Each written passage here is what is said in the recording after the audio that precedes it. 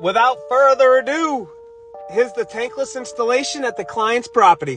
And in this video, we're going to talk about how long a tankless should take you inside of a client's house. In the last video, I mentioned start to finish, this is a 12-hour process. And to some of you, you thought that was crazy. You're like, I can do this in 3. Well, I don't know if you work for the person and they have everything delivered into the basement and you just show up and start piping it, but I'm going to call bullshit on that one. That lady's all smiles. And that mustache has got to go. Starting to look like the guy from Super Troopers.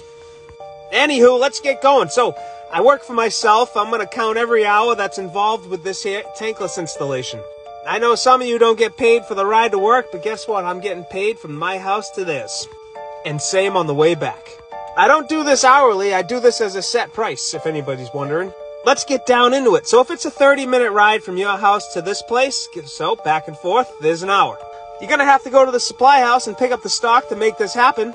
And if it gets dropped off, somebody had to make the stock list. So let's say you work for yourself like me. You're going to go there and pick it all up. It's going to be an hour. So far we're 2 hours into it. That's saying that you didn't forget something. Once you get to the house, you got to bring your whole entire van down into the basement because you're doing PVC, you're doing copper, you're doing PEX, you're doing gas pipe. So we'll call that 30 minutes and then 30 minutes to load up. So we're 3 hours in, we haven't even installed anything yet. Now, we all know that we start with hanging the tankless on the wall and piping it up into the ceiling. Because just like there, I took out a 40-gallon electric water heater to put in this tankless. So now I had to run all the piping back to its tie-in points, like you see there, on the ceiling and then down the wall. As you know, I prefab the wall at my house. We'll say the wall takes 3 hours. We're 6 hours in. Now to run to the point of tie-in so you can make the changeover from the electric to the tankless, we're going to call that 2 hours to do everything. We're 8 hours in. Once it's ran back to the point of tie-ins, you got to shut the gas off to the house, and then you also got to shut the water off to the house. You got to drain it down, and then make your tie-in points. We're going to call that 2 hours. So we're now with 10 hours in.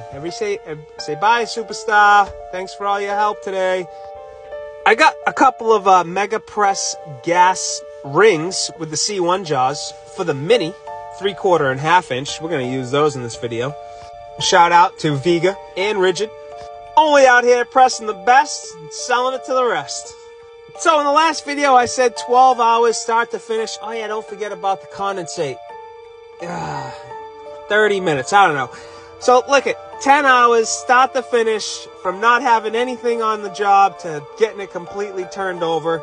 So just so everybody knows, I was on this gentleman's property from 10 a.m. and I left at 4:15 in the afternoon. So that's 6 hours and 15 minutes to do everything you saw in this video except for build it on the board, which took me 3 hours. Then I had to drive there. It adds up, boys. It adds up.